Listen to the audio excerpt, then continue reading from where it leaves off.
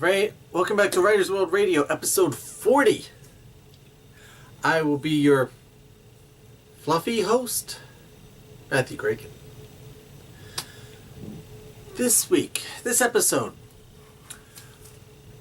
I was walking my dog, trying to think, what kind of topic should I talk to you people about? What should I discuss this episode? Why not pets? So let's have it. Pets. Writing pets. How to write pets. That can be a little tricky, depending on the type of world that you're writing in. If it's fantasy, the animals could talk. You know what? It's not that different than writing any other type of character. Minus how they maneuver, how they express certain things. Use a tail, walk on all fours. Different things like that, different characteristics will change how you write that character. It's a little bit of a challenge, but their emotions, their thoughts, that will come out through what they say. They can express their emotions, they can express what they're thinking towards a situation about what's going on.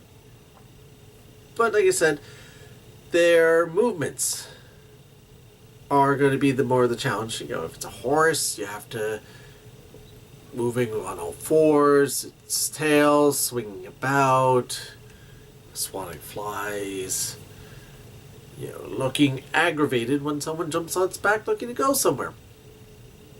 Or telling someone, get on my back, I'll get you there. Hi-ho, Silver! Some of you might be too young for that.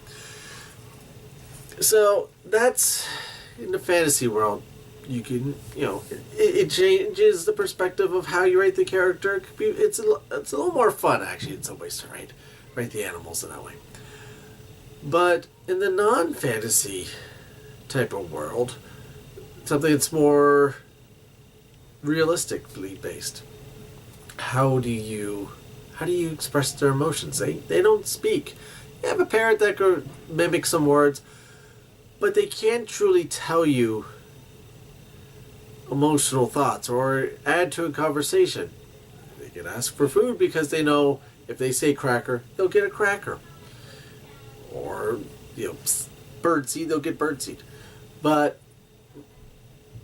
truthfully, can they have a meaningful conversation like two other people in a room could? Not necessarily. Or a dog or a cat. How do you connect them to the characters? If you're writing in the first person, your main character can interpret for them. The dog cocks its head to the left while the person's making dinner. Oh, you want some food? Okay. The character can interpret it for you, for the readers. Second person, almost the same way. Third person, you have to have, the narrator can't do it for you. You have to kind of work it into the conversation, or have the character that's present, or a character that's present, speak through or to the animal. Oh, Fido, I see that you are interested in some food. Let me see if I can ask Mama to go get you some. You can do something like that. Or if there's a cat, oh, you want to play? Oh, need some food in your food bowl. You want some water? No, this cheese is not for you. Give me back my banana, you crazy cat. Get back here. It adds an element of fun. It can break up some of the drama. It definitely could be a comic relief at times. The animals could be tools. So comic relief, part of the drama, the house is on fire. Oh my gosh, we gotta save Toto!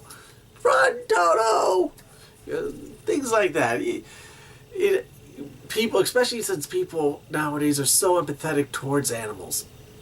They're sympathetic even. They feel towards the animals.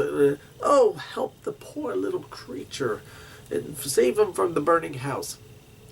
You go back about 50 years, maybe harsh to say nowadays, but it would have been, hey, let that house burn down. It's only the dog.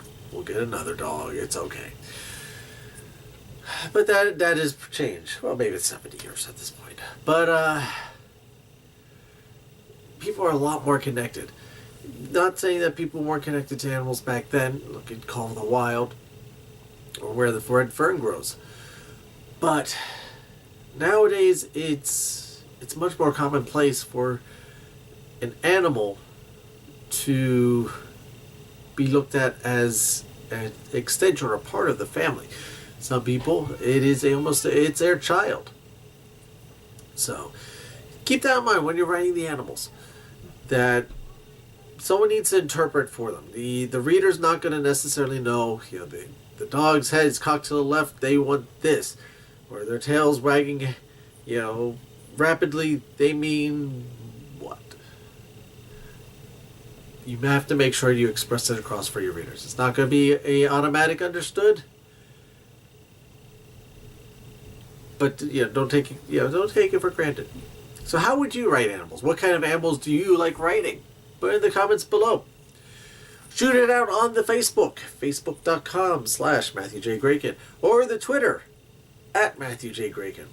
Both of them use the hashtag Writers World Radio to keep it all connected. Kids, keep this conversation going.